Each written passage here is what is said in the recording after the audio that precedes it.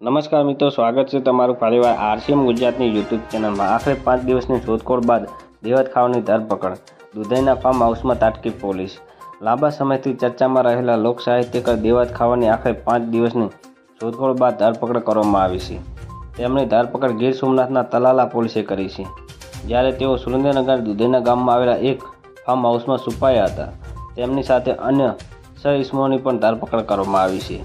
તમને જણાવી દઈએ કે આ ધરપકડનો મામલો તલાલાના ધ્રુવરાજસિંહ પર થયેલા હુમલા સાથે જોડાયેલો છે। જી હા મિત્રો, આ ઘટના બાદ ધ્રુવરાજ દેવત ખાવ પર અન્ય 5 લોકો સામે પણ પોલીસ ફરિયાદ નોંધાવી હતી। આ ગુનાનો પોલીસ પર 4 દિવસથી દેવત ખાવની શોધખોળ કરી રહી હતી, પરંતુ તે ફરાર હતા। જી હા મિત્રો, પોલીસે હવે દેવત ખાવડ અને અન્ય આરોપીને કોર્ટમાં રજૂ કરશે અને રિમાન્ડ પરની માગણી કરશે, જેની સાથે આ કેસ વધુ તપાસ કરી રહી છે।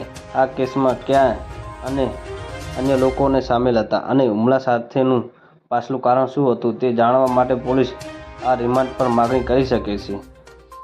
લોક સાહિત્યકાર દેવત ખાવડ આજે તાજેતરમાં એક હુમલાના કેસને લઈને વિવાદમાં હતા। તેમને 5 દિવસની શોધખોળ બાદ ધરપકડ કરવામાં આવી છે। તો મિત્રો, ન્યૂઝની સતત જાણકારી મેળવવા માટે અમારી ચેનલને લાઇક, શેર અને સબસ્ક્રાઈબ કરી લેજો। ધન્યવાદ। જય હિન્દ।